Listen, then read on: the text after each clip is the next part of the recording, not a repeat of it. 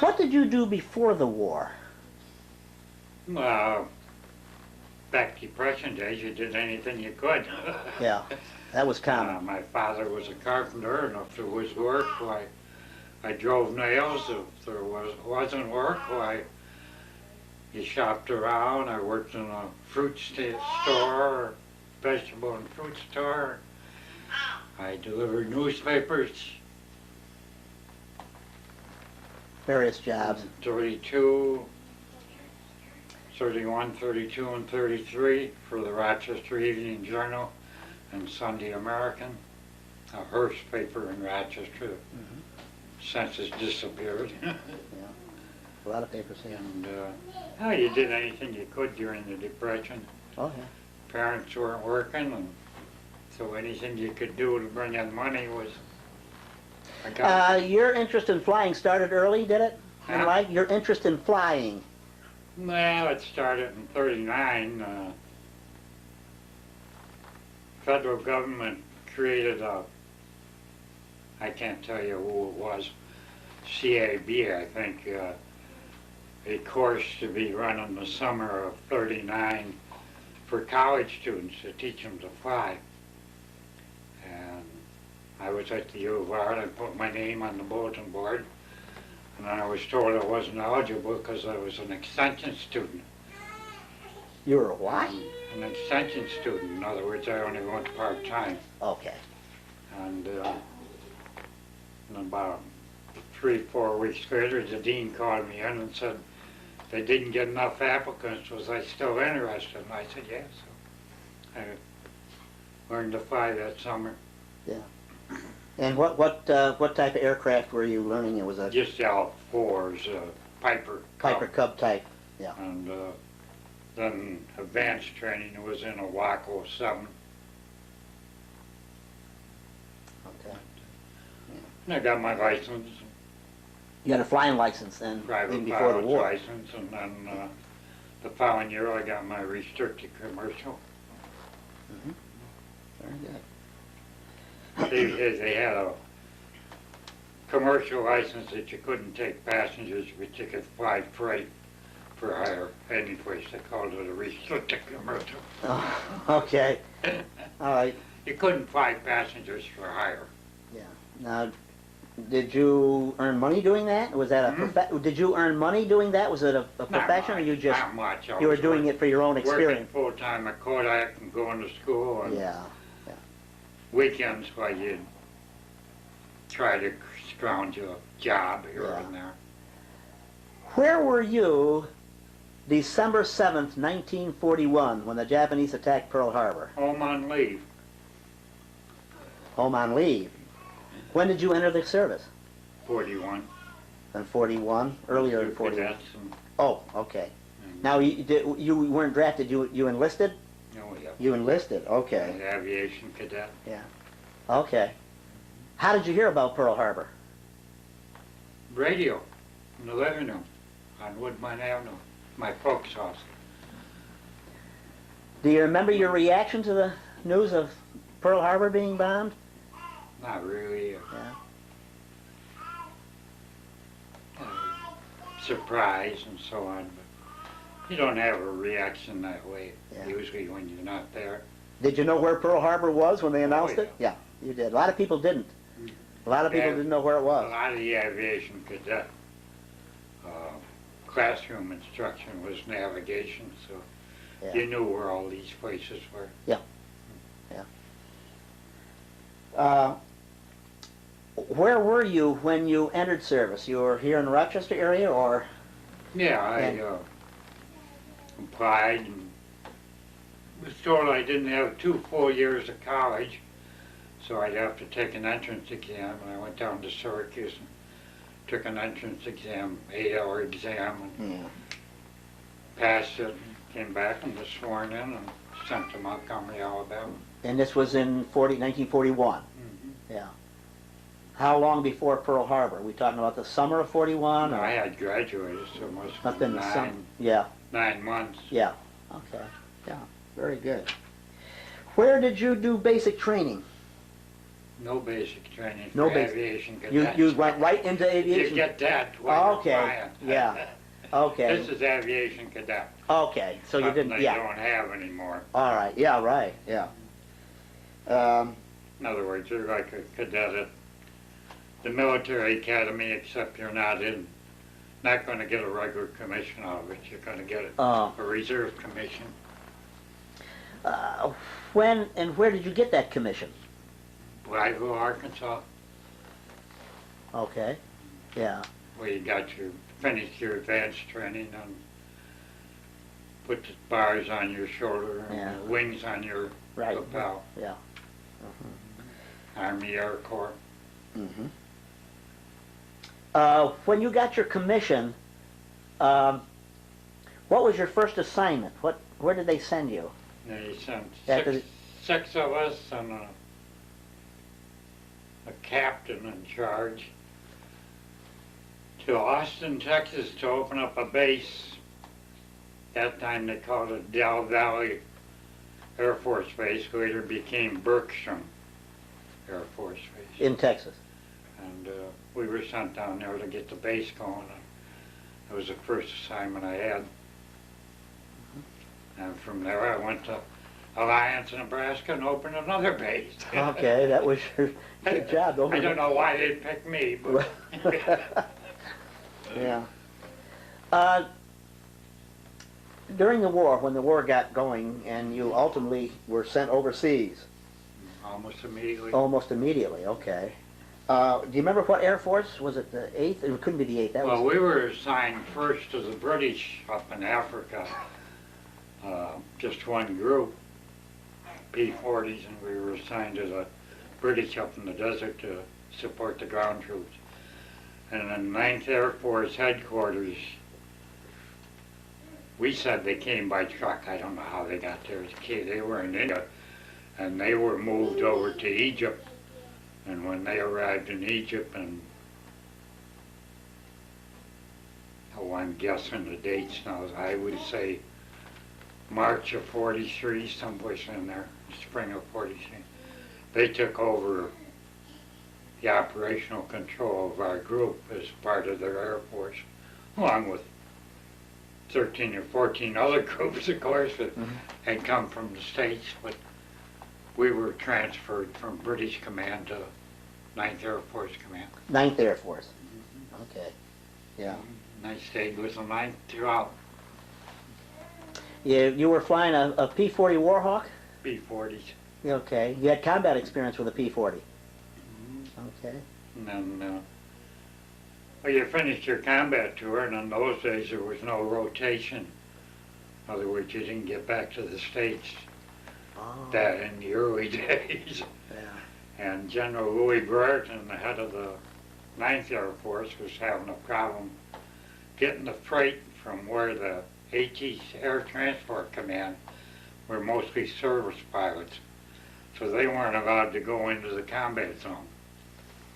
And of course, if we had an engine for a B-25 or P-40 or something, they had to stop back at Suez Canal. Wow.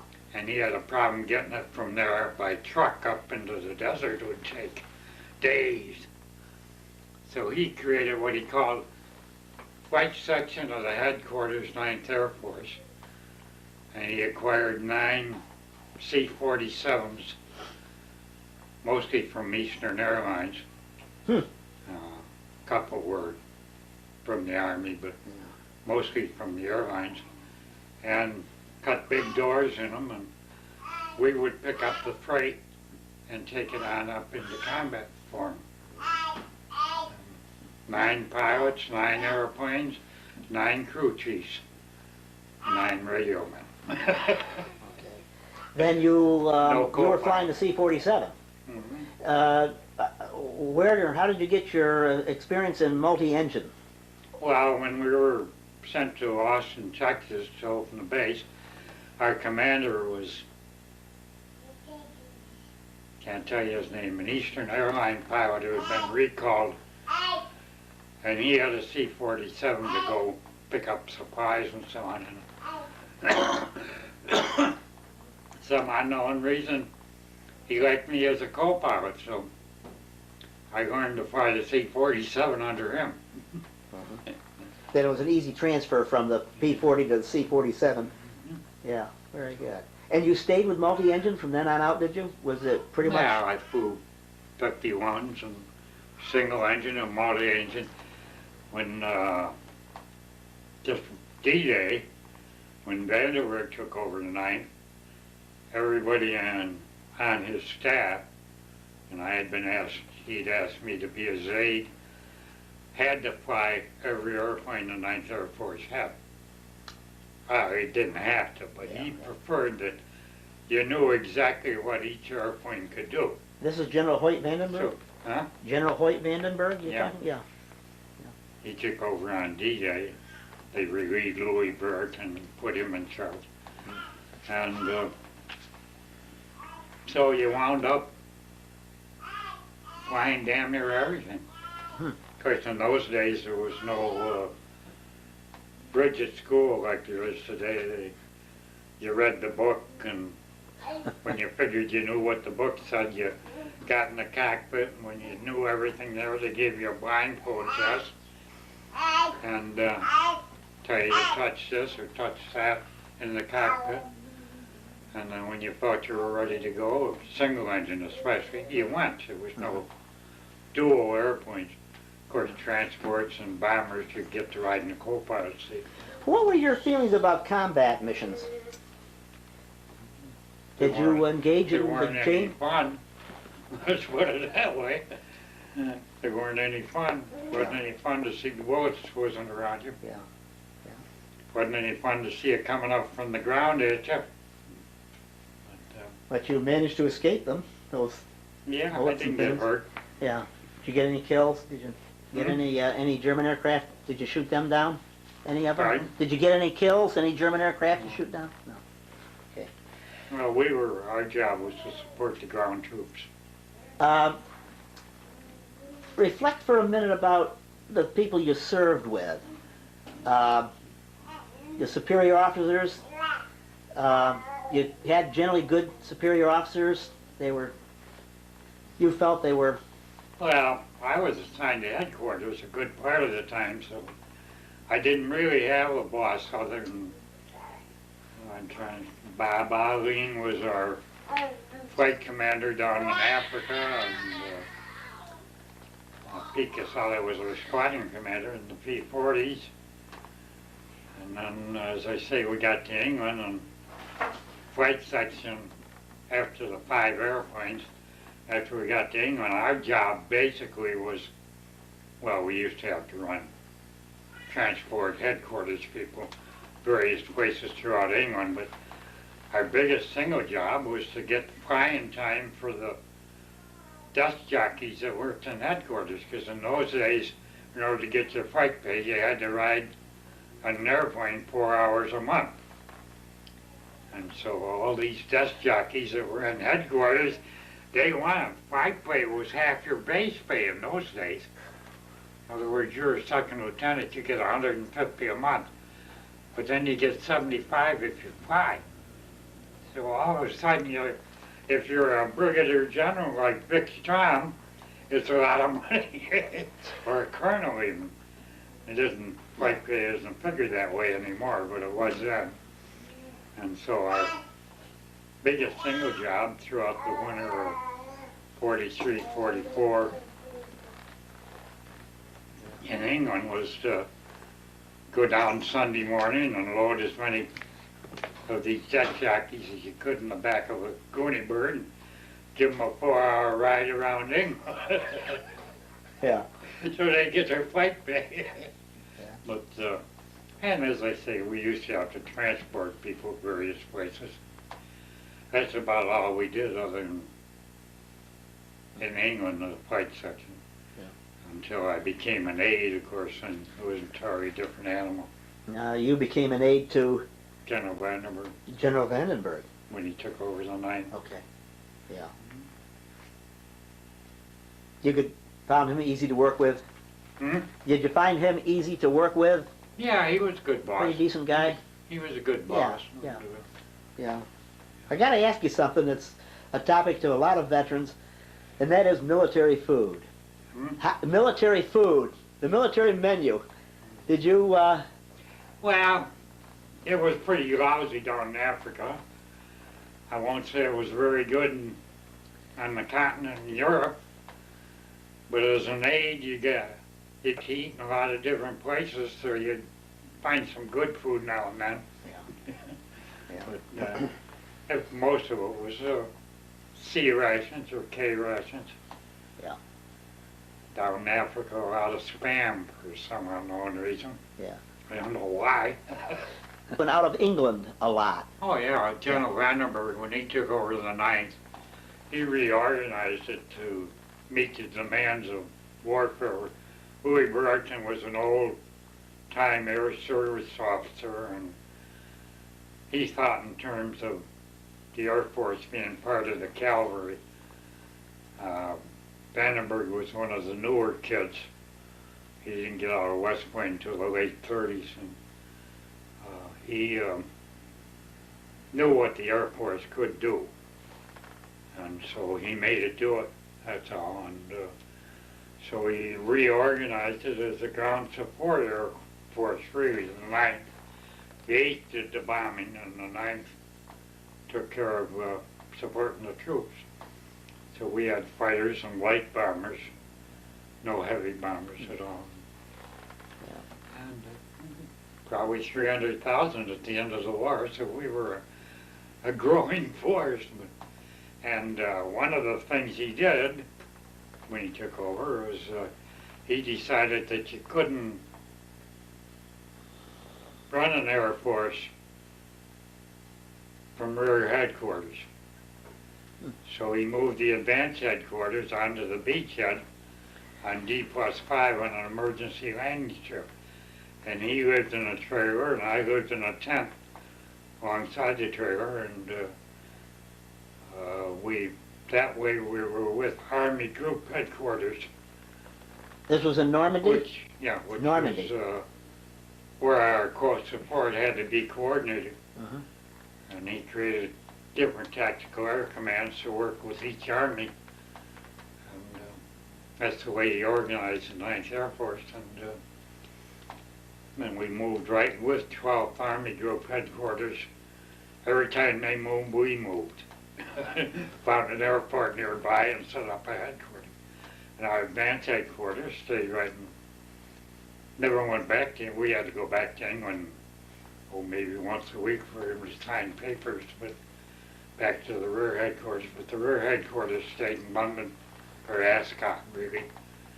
The advanced headquarters, we moved from St. Mirren, Greece to, oh God, what was the next town? I can't tell you, some other French town. From there up into Versailles, and from Versailles to Rennes, Rennes to Verdun, Verdun to Namur in Belgium, Namur into Luxembourg, which is where we were when the bulge hit. And if the Germans had ever known 9th Air Force headquarters and 12th Army Group headquarters were in that city, I'm sure they'd have taken that city, but they didn't, they went by. And then we moved from there to Wiesbaden, from Wiesbaden to Bad Kissington in Germany. And that's when the war ended, when we were at Wiesbaden. He kept the advanced headquarters and a small staff, mostly a planning staff, no personnel coverage or no finance coverage, and very little supplies coverage. Moving with 12 Army Group Headquarters all the time. They'd move into a town, we'd move into the nearest airport so we'd be with them. And he and Omar Bradley met, I'd say daily, unless one of them was away, and coordinated the activities. Because we were charged with supporting the Army, that's all. A flight you had from Egypt to England, there was a fog or something. You want to tell us about that? We left Marrakesh, which is right near Casablanca, you transferred, in those days when you went under Air Transport Command, they transferred you to Air Transport Command. So they were in control of us. And of course we had nothing but C-47s, and German radar could pick us up. So we were told to fly 120 miles straight out to the west into the ocean, right at wave top, in other words 50, 60 feet. And then when we hit that point, turn due north and climb to our assigned altitude, which I think was 9,000 feet or something like that. And so many hours, and we were given a navigator on the C-47.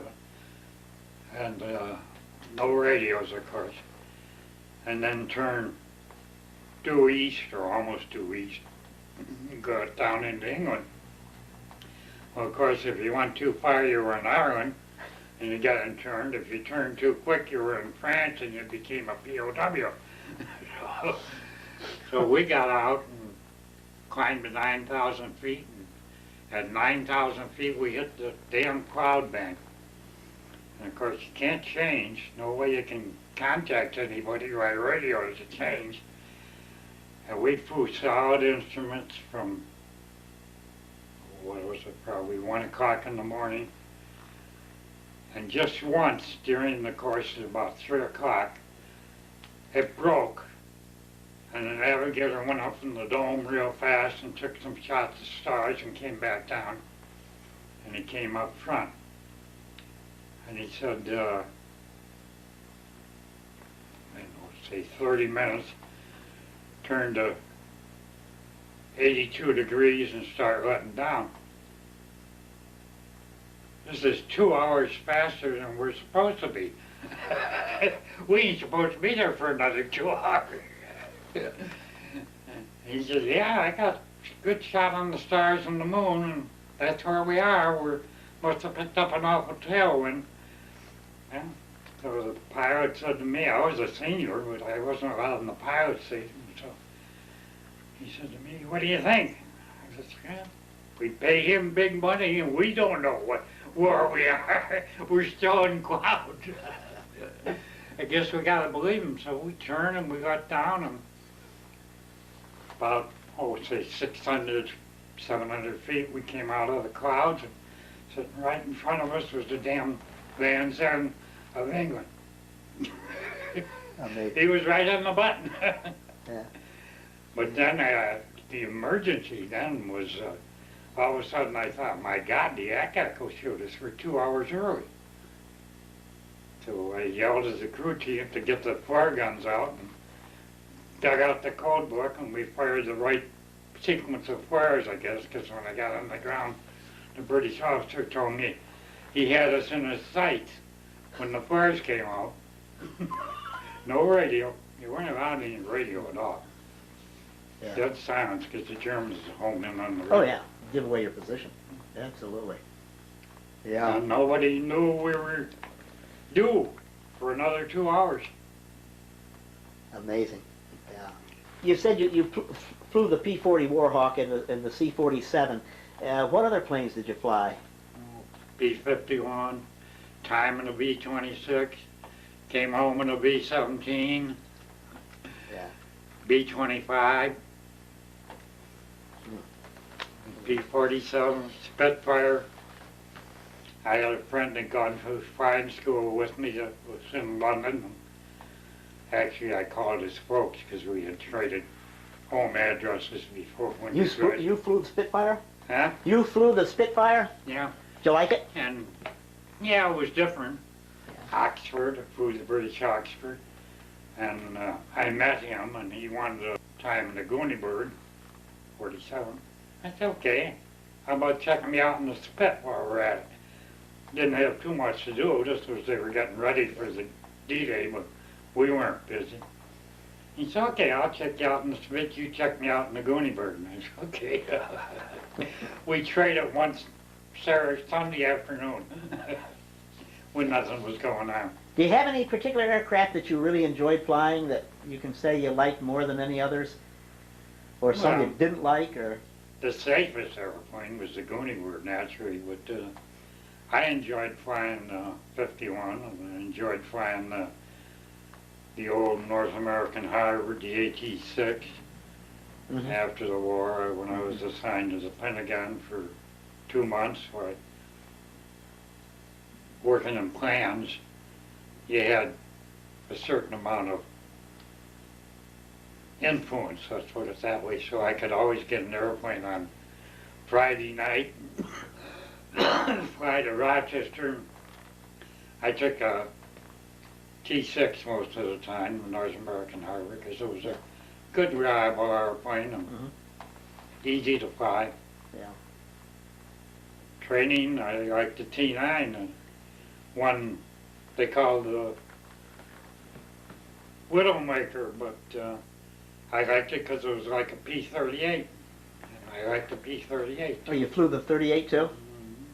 Of top brass and VIPs around. You want to tell us some stories about the people you flew, who they were, and what your assignments were with them? I understand you actually... Well, as the aide to the commanding general of the 9th, you wound up flying a lot of different people. Congressmen, senators, visiting generals from the States, they come over. Of course, the top one of the bunch that I flew was Winston Churchill. On D plus, I don't know, after Cherbourg fell, say, 25 or 30 days after D-Day, 20 days. We were at St. Mary, Greece, which is just inside the beach towards Naval, and the boss called me in and said tomorrow morning go over to Hendon, pick up a VIP. Hendon was Air Transport Command base at London, and never know who it is. When you picked them up, you found out who they were. And I went over, I was still a first lieutenant, and landed about 15 minutes, 5 P-38s come in. And the captain who's commanding them comes over and introduces himself, and he says, I'll escort you to France. And I said, oh, is that where I'm going? I don't even know where I'm going until I get there. And then pretty soon General Beadle Smith came up, and he screamed. He was head of service command for European theater. They sent a first lieutenant. That's me. I'm wearing the H badges. I don't care. And oh, I should have sent somebody with higher rank. So I said, well, who am I flying, General?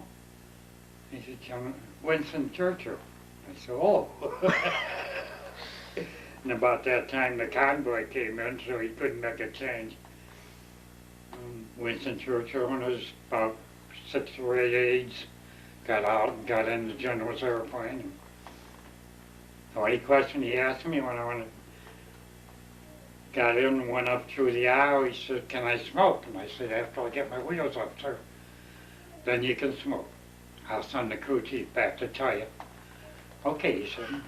So we took off and was just escorted by the P-38s over to Cherbourg.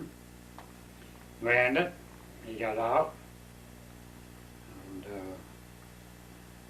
they said, stay here. We'll tell you where to move to pick him up.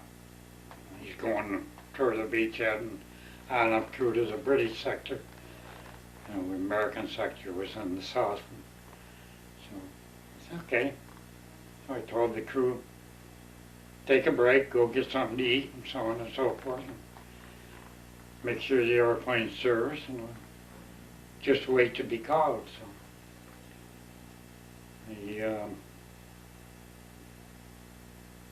they went off in an armored convoy, you know. And next morning they came out and they said, you can return to your unit. I said, why? And he said, somehow they found out he was on the beachhead. So we had to put him into a British airplane and take him back to London in a hurry. Because the Germans were going to get him.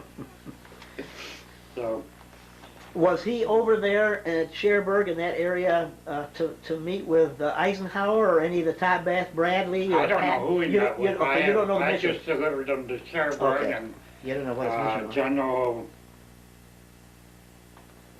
General Bradley met him. And Ah, okay. I don't know if Eisenhower was even on the beach at Yeah, he that may not have time. been at that time. He might have still been back in Yeah. London. Bradley met him, and Bradley and Montgomery. And they got in this big armored convoy of about 12 or 13 vehicles, and away they went. Mm. I had no idea even where he was going. Yeah. But the aide had come up front and written down home addresses of all the crew. And about a month later, we got words from our folks that this autographed picture had been mailed to each of the families. Very nice. Yeah. And the other funny part of it is, I went back to St. Mary in Greece and just got there, and the general said, "Gas it up, we gotta be in London this afternoon." What for? Some diplomatic party or something. And I said, okay, so I got gassed up, and we took off and went back to London. And he said, well, I won't need you till tomorrow afternoon, to the crew. And away he went, and I had to go with him, of course, to the diplomatic party. I forget where it was, American Embassy, I guess. And the crew went into London to the movies. The next morning we came out to the airplane, and there was the crew chief, Sergeant Lee, and Sergeant Weber, the radio man. And I said, how are you boys this morning? Don't touch us. I mean, don't touch you. Because in those days, you have to realize the way you got news was the newsreel or the radio. And they'd gone to the movie, and in the newsreel, there's a picture of Winston Churchill getting out of the Goonie Bird, and it's got just a steel stuffed, you know. And he put one hand on the radio man's shoulder and one hand on the crew chief's shoulder to balance him, because he was an old man, he wasn't a young man then, to get to the ground. And they were walking around. That shoulder held up the British Empire. That's And very, they did that for a month, the two of them. yeah. Don't touch me. What, We didn't even know it was on newsreel, because we were at a party that yeah. night, and Sure. an official dinner of some kind. Yeah. You didn't get a chance to talk to Churchill very much then, other than No, other than the cigar issue. I went up front, and of course, with an escort, where in a VIP like that, you're not going to leave the cockpit, you're going to No. stay put. Yeah. No, I just, as I say, that's the only thing he said to me as I was going up front, can I smoke? And I said, I'd probably get my wheels up, I'll send the crew chief back. He's going like that. Yeah. As I say, that one of the jobs, the personal pilot of an aide for the commander had was, he had to go get all the VIPs that wanted to come visit and bring them up to the headquarters, and then if they wanted to see something, he had to take them out and show it to them. Yeah. Did he Margaret patent it all? Margaret Chase Smith was up. General Vandenberg's uncle was up. God, and was all the congressmen who were up. They were constantly, once D-Day was over, they were constantly streaming in. Once what was over? Hmm? What you said once DA was over. What's that? Once D-Day. Oh, once, D-Day was over. once, Yeah. it was safe, boy, they'd show up. Uh-huh. Yeah. They were always hauling somebody. Yeah. Now you said you were in Wiesbaden when the war stopped in Europe. No, we were in Wiesbaden when the In Germany. thing was signed, Yeah. and we moved Yeah. down to Bad Kissington. And Okay. set up the headquarters down there, and then moved the rear headquarters up from, that was back in Paris at the time. Did you do a lot of celebrating when you heard the Germans had surrendered? Not really, No. not really. We went up to meet the Russians next day, I think it was. No, we were, Did you get a chance to visit any of the concentration camps, the death camps or anything? Got to Buchenwald the day after Pal. We headquarters was at where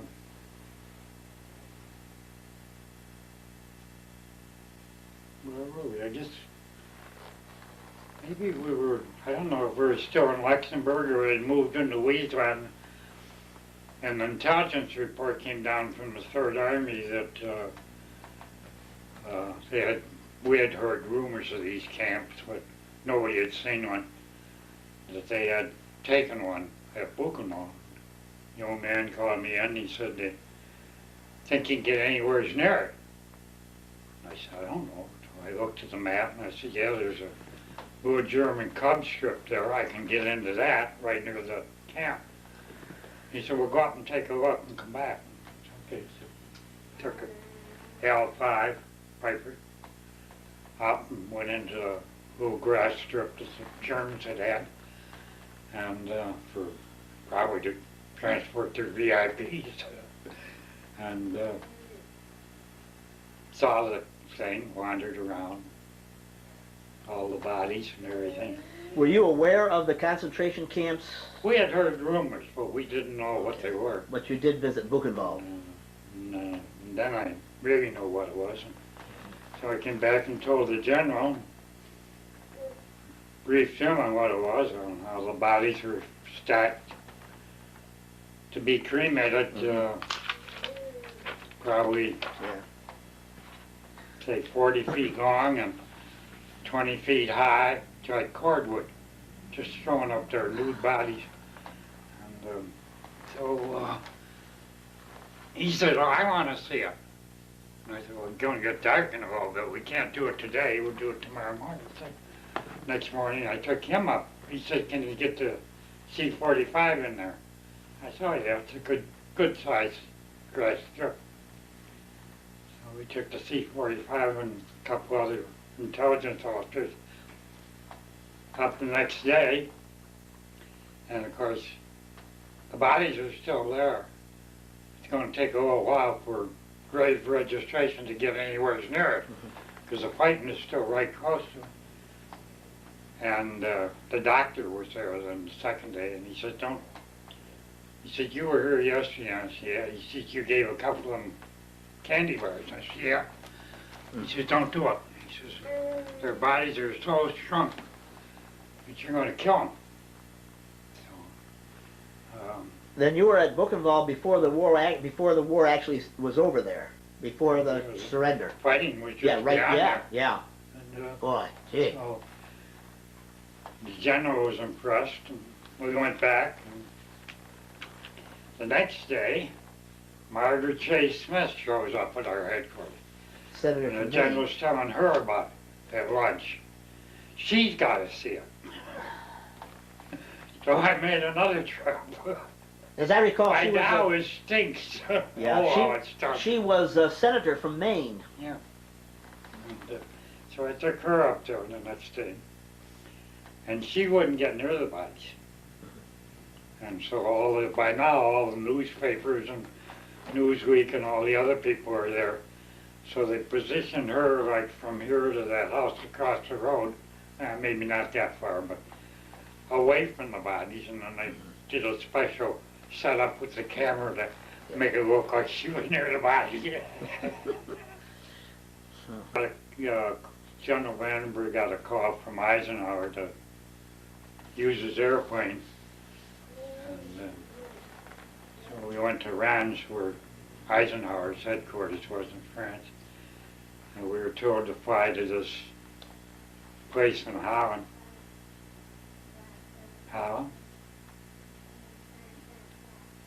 or Denmark, up there anyway, near the, and pick up people and bring them back to Rennes. So we took off and went up there. This is German territory, yet you don't know, you know. We picked up the Admiral and his staff. I don't know. There were two airplanes anyway, Eisenhower's plane and Vandenberg's plane. and bring it back to Rennes. And when we arrived at Rennes, they got out. And Eisenhower's aide met them and took them away. And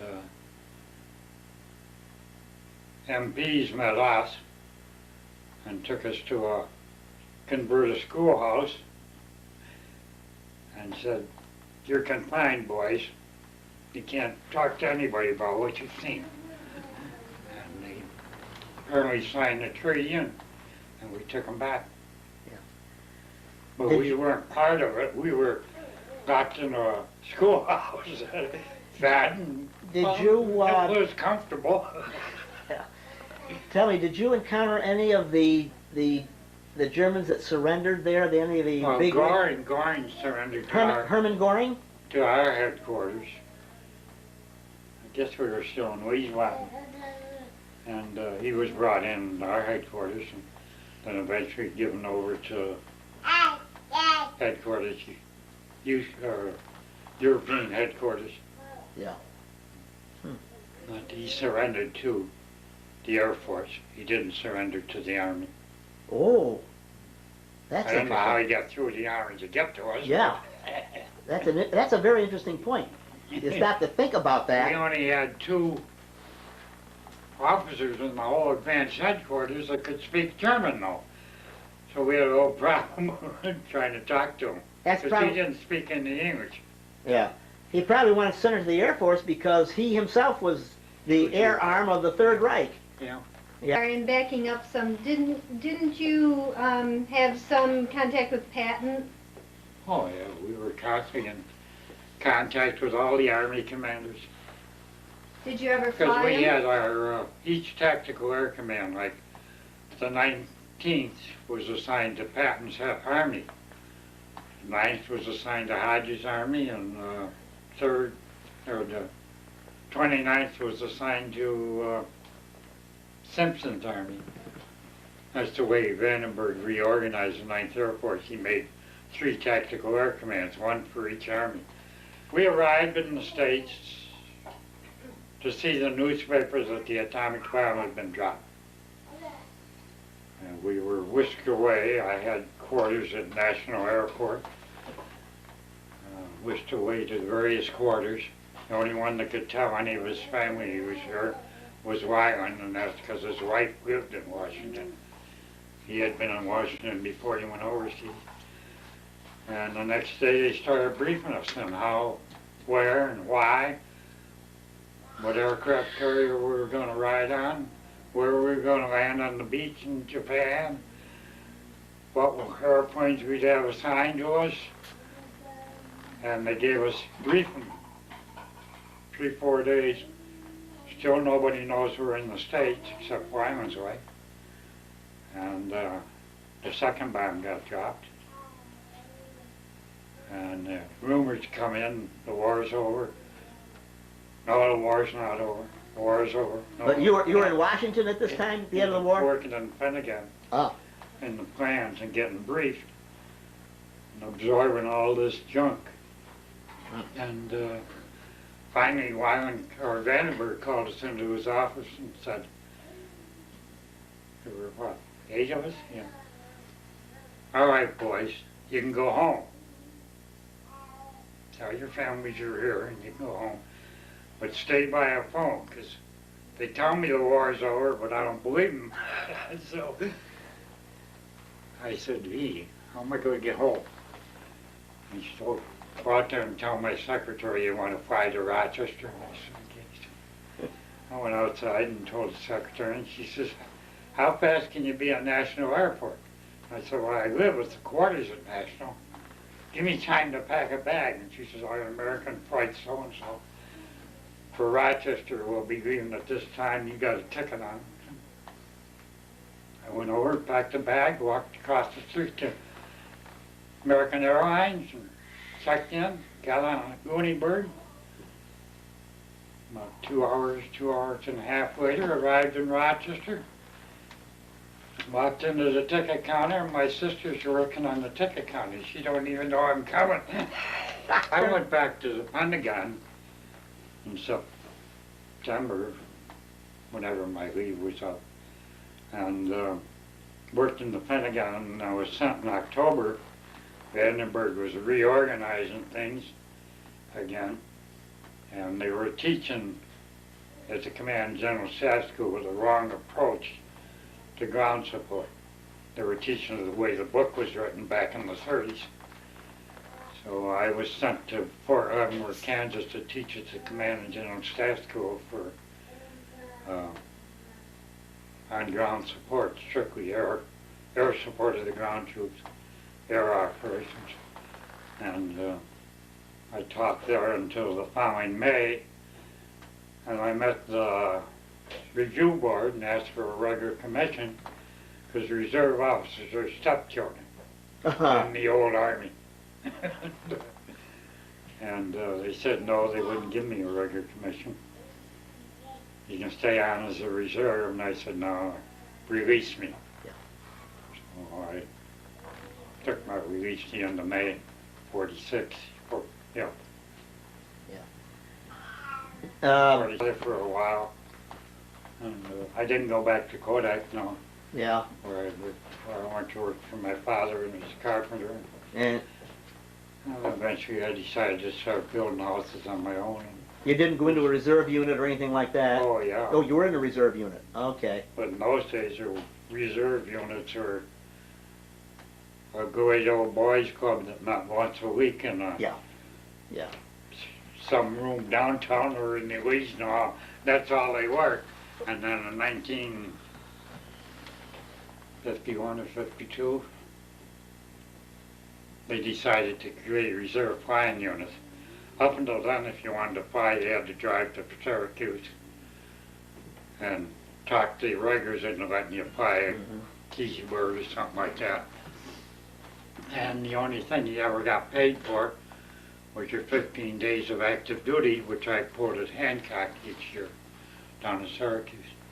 And then, as I say, in 51 and 52, they created the, after it became a separate Air Force, they created the reserve flying units. And they put a fighter bomber unit at Niagara Falls. I was invited to be a squadron commander up there. So I wound up as a squadron commander at Niagara Falls until they eliminated that back about 1954. Cut it back to one squadron from, we were a full wing, so we had, what, 3 groups? Some military units had reunions. Were you able to attend any reunions of your military unit? 1/9th Air Force headquarters, that's all. And you went to a reunion? I didn't attend the last one because his was sick. Yeah. What about organizations like the American Legion or VFW? Were you a member of that? I've been a member of that ever since World War II, yeah. Yeah. Both the VFW and the American Legion? No, just the Legion. The American Legion, yeah. And I was active in the Reserve Officers Association. A lot of what I thought is very interesting is just the personalities of some of these big historical figures. And you were there when a lot of their personalities were showing through in terms of staff meetings. And you had talked about one staff meeting in particular where Montgomery wanted to do one thing and... Oh yeah, that was when at Eisenhower's headquarters. He wanted to send paratroopers into someplace up in Holland, Raymingen or something like that. And the British Army wouldn't get them out. And Bradley said the British Army could never get them out of there. Brereton said, we get them in, we can fill them out. And Brereton was head of the Allied Airborne Army at the time. So they finally convinced the powers that be to do it. And of course, that's one of the fiascos of World War II, because I forget what percentage of them were lost or captured, because the British Army just didn't have the capability to get in there and relieve them. And how did Eisenhower handle that decision-making process at that staff meeting? Did he make his opinion known right away, or did he Oh, let yeah. them fight it out amongst themselves? No, he was always in charge. But Montgomery had high powers in England, and he was convinced it would work. Eisenhower wasn't. Bradley wasn't. And of course, we weren't involved. We weren't going up there to support it or anything, just see how the Airborne Army was going to haul the paratroopers and the gliders in and drop them. It was just a foolish move. Was this part of the a market garden operation where Could have Montgomery wanted to go north into Holland Yeah. and got stopped? In fact, Cornelius Ryan's Bridge Too Far was based on that fiasco. Yeah. Actually, if it had been... Nijmegen, I think it's far as they got. That's the name? Nijmegen, I think that's the It one. would have been Patton's army, why they would have gotten relieved. Yeah. Montgomery's armies just didn't have to get up and go that Patton's army did to get in there. There was nobody like Patton.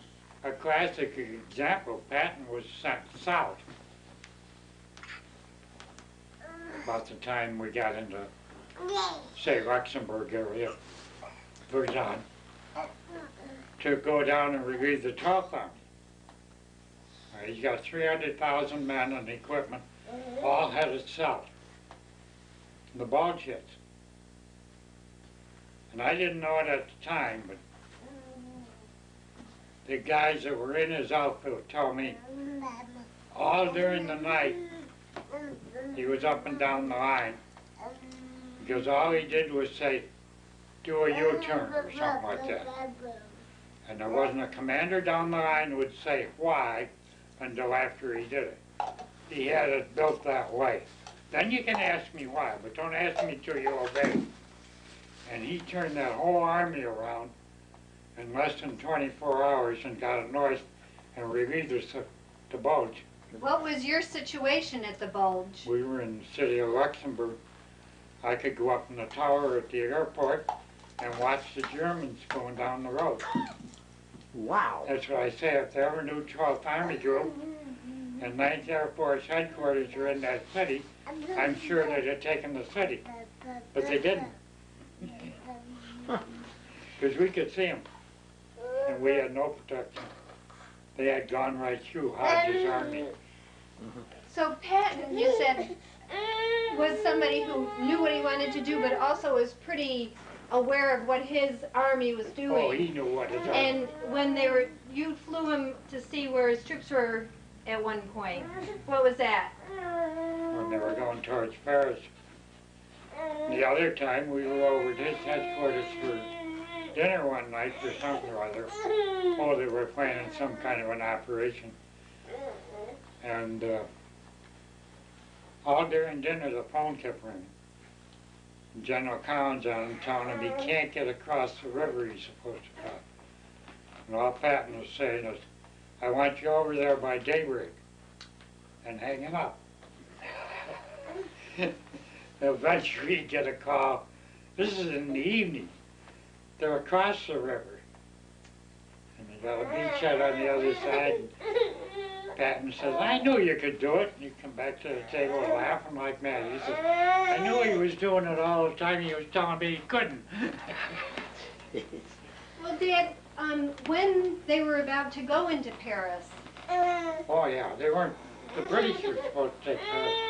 That was the deal between Churchill and Roosevelt and de Gaulle.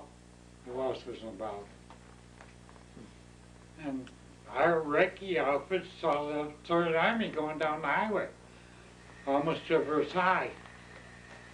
Came back and reported, and Vandenberg called Patton over, and our two headquarters, 9th Air Force, 19th TAC, 3rd Army, and 12th Army Group, were all in the same town at the time. And I guess it was San Mo. And Patton came over and he said, no, they're not doing that. Then I see it anywhere in that direction.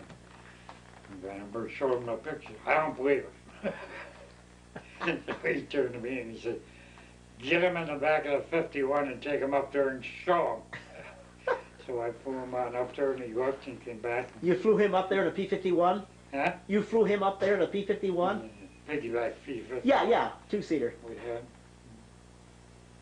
I took him up there and he looked and came back and Collins was just obeying orders again, he said, or whoever it was. But he knew they were there. He knew exactly where they were. Yeah, you had mentioned that when you went to Africa, that you were in a British outfit there, and then later you worked with the British in England. Did you personally experience or witness, I should say, any real friction between the Americans and the Brits? Well, not in Africa, but there was once. You got D-Day, yeah. Yeah, in France and on through. There was two big egos, Yeah. Eisenhower and Montgomery. Montgomery thought he should have been the chief. Yeah. And he wasn't. He was dissatisfied right from the beginning. He thought he should have been the chief. After all, he had combat experience in Africa. Eisenhower didn't have that much. He didn't come into Africa until, what, 43? Perhaps. I don't remember that. Montgomery had been there since 39. Yeah. So when the two men were interacting, how during staff meetings? Very polite. Very polite. Now, Patton wasn't the only one who had a little bit of determination on how his troops were going to behave. You talked about Vandenberg had a very clear idea on how he wanted his Air Force to appear. He reorganized the mines completely the day he took it over. A lot of the old timers took off and went other places. And there were some times when the way he wanted his Air Force to appear came down to your performance as his pilot. You talked about one story about the runway, using the runway that was built for them, where the other... That's when we went in to meet the Russians. All I heard on the intercom, just use the runway they gave us. The other two planes had gone off the end and said there aren't any mines there, you're all right. Because they hadn't cleared the whole field. They'd only cleared 3,000 feet maybe. Something like that of the runway. And there was another similar incident where there was a staff meeting, you said, and... Right, yeah, I told them we had to go back to Rans, but that I cheated on. Because I had been stationed at that field. And we got down in the fog, no problem. Yeah. But Doolittle was the nut. We were in Paris. Our rear headquarters was still in Paris. And they had to go to London for something or other. And Doolittle had come over in a P-47. And the weather was horrible. And we took off. And of course, as I say, no radios. So you do everything by the seat of your pants or by what you know. And flew solid instruments from Paris, well, say from the coast, over into London. Let down, I didn't go into Hendon, or did I? No, I went into one of the other fields around London, because Hendon still had the barrage balloons up. And you don't want to come down in the instruments with the barrage. No. So I went into the other field, and here was Doolittle on the ground already. He'd come over in this P-47 all by himself and let down. Who was this? Much big Doolittle. Doolittle. Much faster than I could get down with a goodie bird. Yeah. No, he was a nut. He would do anything. Vandenberg had. Once in a while, he would do anything, but most of the time he was. What was the most risky thing that you were asked to do? Were there times when you felt it was risky? Oh yeah, times when we left Luxembourg in the fog, or where you get the airplane out on the Pierce flanking, And then you get out of the airplane and line up the wheels and the tail so that you knew you were lined up with the runway because you couldn't see it. Couldn't see 50 feet. And get in and lock the tail in the straight forward position so it couldn't be turned. And set the gyro on 0 and go. Because Vandenberg had to go. Full throttle right down the runway. And so long as you were on 0, you knew you were on the runway, even though you couldn't see it. Yeah. Once you got, the fog had come in over there, and once you got up 150, 200 feet, you were above it. But on the ground, you couldn't see anything. When you flew Vandenberg, did you have a navigator as No. part of, no? Never had a navigator. Only time I had a navigator was when we went up to check on, we were getting problems with deliveries. And this wasn't Vandenberg, this was Dick Strom, deputy commander of 9th. And they were having problems up somehow getting the airplanes across the ocean. And he wanted to go up to Iceland and over to Greenland to see what the holdup was. Well, the holdup was weather, it was winter time. North Atlantic. So we took him up to Reykjavik, and then the next day we went over to Greenland, but we picked up a navigator from the 8th Air Force to do that because over the water here. Did he get you where you needed to go? Oh yeah, close. Close? Close enough for government work. You had another experience. Now he saw missed Greenland, but we could see it You missed Greenland. 30 miles over there in the ocean. Mid-course correction? So, He was a school teacher from someplace in Vermont. Had been taken in and made a navigator. A brilliant mind, mathematically. He even taught navigation for a while. But could never tell you where you are now. Could always tell you where you were an hour ago, because it took him that long to figure it out. okay, but there was a navigator that was able to tell you where you were in a critical incident. Oh yeah, Tell- He told mentioned him that. We got So that. you had both the good and the... I told him that. He was a good man. I can't even tell you his name. I had a copy of the orders over here a while back. I could have looked it up. Where did you go most of the time, if you went at all, had the opportunity when you were on leave time, furlough? Did you go to Didn't have it. Paris, or did you go to... Didn't have any. Didn't have any, okay. Age don't get leave. Oh, is that it? Down Okay. in Africa, after we became flight section, we used to get a day off, but Yeah. flight section would fly 2 days. 1 day up in the desert, the other day coming back, bringing wounded if they had wounded, back to the hospital at Cairo, and then you get a day off. Then you'd maybe do the same thing again, go from Suez up to, say, Tripoli or Benghazi or Marble Arch, Mm-hmm. wherever our units were up in the desert, and deliver what you had to deliver, and mail that you could, if you could get anything else on board, passengers if you had room for 'em, and then load up with any wounded or any people going on leave and bring them back to Cairo. And then you get a day off, so you work 2 days, 1 day off.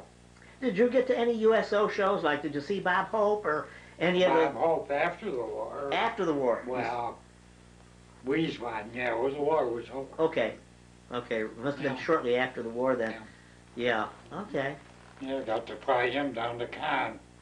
You flew him down to Cannes? His airplane, the USO plane, broke down when I landed at Wiesbaden, and we didn't have any parts for a Goonie bird. Other than enough to keep the general's plane going. We only had the one Goonie bird. Yeah. So he had to get parts from England. And that night at dinner, why, he told Wyron that he and Kelowna and some of the staff wanted to spend a couple of days in Cannes. Now I guess it was out of luck. Why, I says, Fran will take you down tomorrow. So next day I flew him and, I don't know, 8 or 10 members of his staff down to Con. Yeah. Stayed overnight and came back because we had to go to Copenhagen the next day.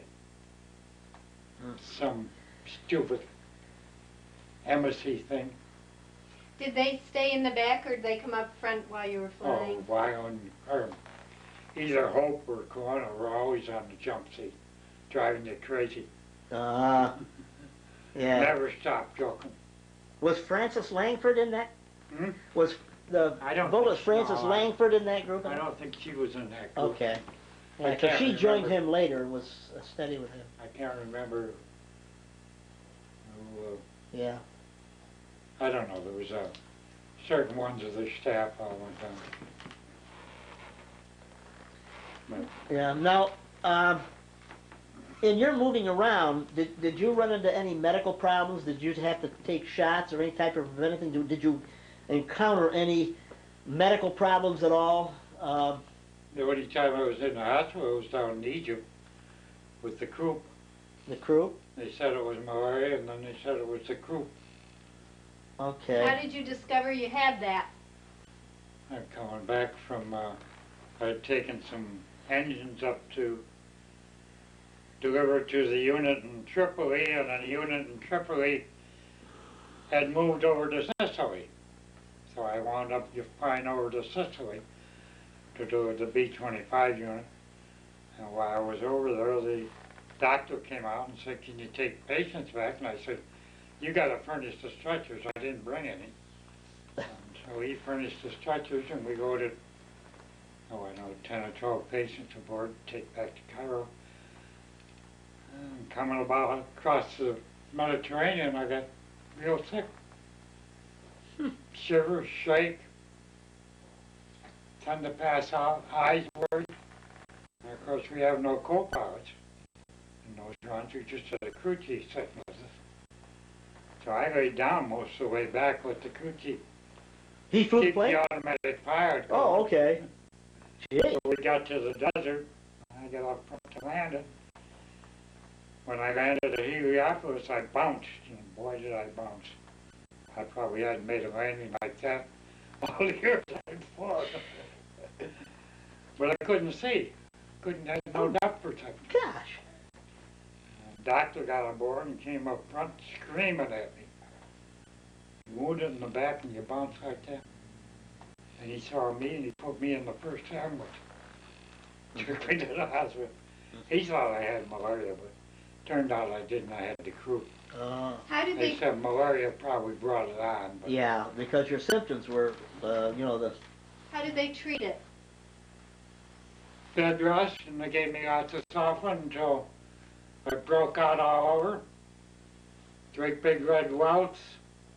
Did they know what was happening? No, they had no idea. Ninth was ordered to go to England. I wanted to go, and I hadn't been paid for 2 months.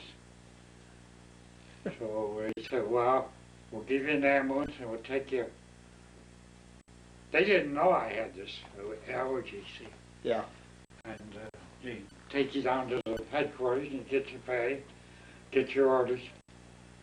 And so they took me in the ambulance, and when I came back in the ambulance, I rode up front. I didn't feel bad.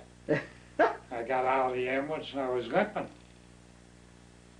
And the doctor followed me right into the ward. "Take your pants off. Why are you limping?" Well, it's the size of a ironing on the side of my leg. Bright red. Oh, gee. "How did you burn yourself?" "I burned myself. I've been in the damn bed. How can I burn myself?" He almost canceled me out on that. No? There was a young doctor on there, and she'll just come over from the States. And he looked, and he's got sulfur poisoning. They had never heard of it over there. "Oh, no, nobody gets sulfur poisoning. That's what he's got. Take him off the sulfur, he'll be all right in a day." I was, and I'd say I was all right. Amazing. What coincidence, too, that that doctor was there to see. It's just an accident. Yeah. He just come in from the States and he was doing his tours through Doing the his world rounds, to doing see his what rounds. was going on, you know. Yeah. Yeah. The old doctor who was treating me, he had never heard of that, sulfur poisoning. So really, the only break you got was not leave, but was a stay in a hospital. Did you get to see much of the countryside, Egypt or England? Or? Oh, we got one day, we went out to the pyramids. And we went downtown Cairo occasionally. They gave us a house and we live in Heliopolis, up by the airport. So you could get a taxi and go downtown. And I have the bracelets that you brought, one back for Grandma and one. I have the silver bracelets, the one with the scarabs on it, and the other one that you brought back from there. Yeah. Were you getting pretty much regular mail from home? Were you able to? Were you getting on a regular basis mail from home or Female. email? You sent. Email. The little car. Yeah, you sent V-mail. Yeah. They sent female. Okay. Both ways. Yeah. Okay. That's Yeah. about all you get. Once in a while you get a letter, but not very often. Yeah. Did you have ways? Once in a while you get a package Okay. in a great while. Did you have ways to? I know you couldn't tell them where you were, but did you have any ways to communicate with your sister? We went out so fast when the war broke. We had no code. You hadn't established a code or anything. Oh, I cheated a little bit. I when I sent Betty and Sue's house from Paris. So they knew. They knew I had been to Paris. Did you get to name any of your aircraft that you flew? Huh? It's very common that pilots name their airplane. Did you get to name any? I named Vandenberg's airplane Suzanne after Did you? baby sister I hadn't seen. She was born after you left. Well, Yeah. She was still in the hospital when I Yeah. Oh, okay. All right. Did, Suzanne. did people know that that's what the name was? What did they? Did he ask? The airplane I had down in Africa, I named Casa de Nogo. The home of the crazy. Ah, Because I had a crazy crew running it. what was crazy about them? It's hard to say what they would do. They would have to do anything. So we named it La Casa de Coco. Ha. Ha. Yeah. How's the crazy? Had you talked about the story of flying over the desert and coming upon the German encampment? Well, that was back in the P-40s. I know I'm We jumping had around. a job just to support the ground troops, Montgomery's ground troops. And he'd give you targets in the morning in a certain area. And you go out there and you hit that target. Say the supply dumper. Where the few railroads met. Okay. Or maybe a convoy that somebody had spotted. And we were flying up through the desert right on the deck. It was blowing sand behind the earth. So how Sand high? in the, How high would that have been? 30 feet maybe. you had sand in the prop wash? And we came over this dune. You go up over the dune and down the other side. Yeah. And over this dune and down below is some German company, iron company, having lunch. Of course, they didn't know we were coming.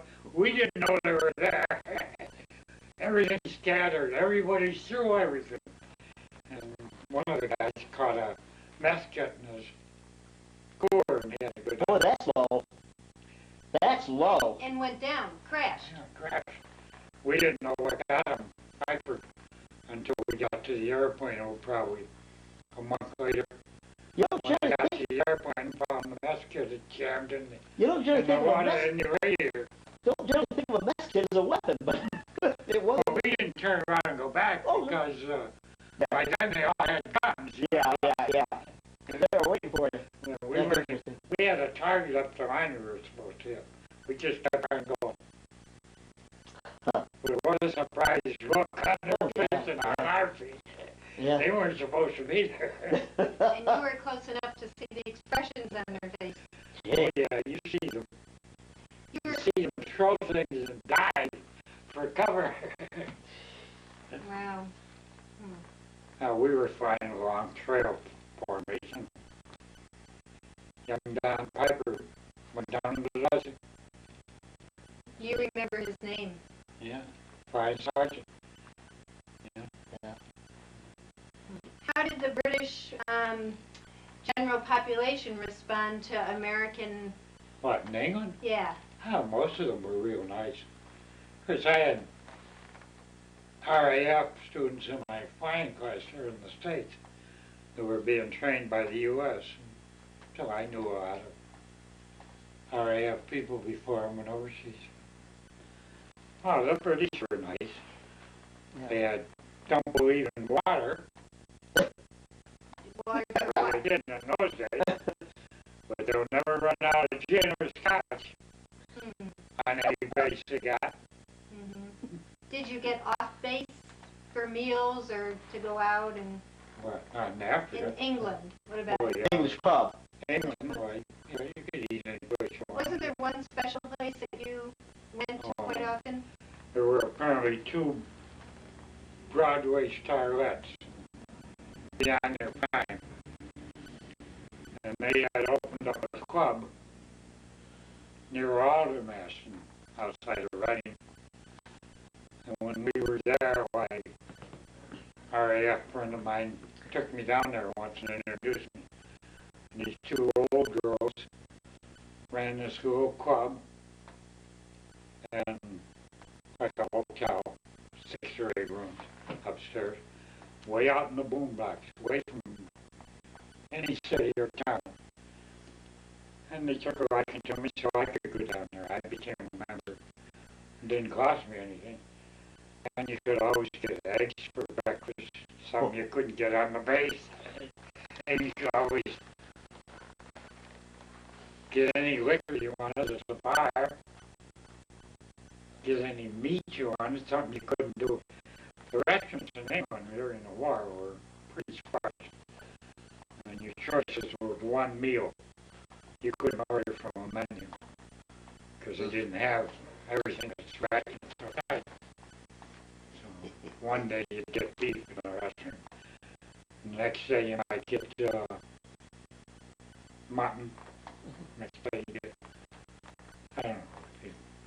So one day you get no meat. One day you get fish. But you had no choice in a restaurant in England in the war. You had to take what was a day's meal. But they had everything in this little club. And I go down there all the time. And if I didn't have anything scheduled for Saturday and Sunday, I go down there Saturday afternoon. They treated me real good, like one of their own. This was out in the boondocks outside of London? No, outside of Reading, really. Reading, okay. Closer to Reading. It was about, I say 10 miles from Aldermaston to where the base was. It was out in the countryside. You never know it was a club. It looked like an old farmhouse. That's all. Okay. Sounds like this is a forerunner of what we have today as bed and breakfast. Yeah, summer. Yeah. And as I said, you were supposed to be a member. Yeah. They made me a member. Great. They did the right thing. I forget who the RAF boy was. It was at our bases, I knew. Of course, Aldermaston was a funny base. We had the bigger airplanes for 9th Air Force headquarters flight. The little ones were down at Ascot, but the big ones were up there. And we had a troop carrier group on the base. Army. We had a troop carrier glider squadron on the base. American. We had a British glider squadron on the base. We had the RAF final assembly line for the Spitfire Mark IV on the base. I'm trying to think of what else is on the base. All these different things on the base, so it was really a mishmash of everything. So you could do a lot of things on the base.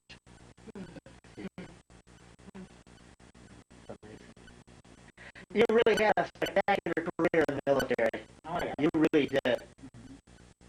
Yeah, and I imagine you had to come out that haven't been touched yet. You're going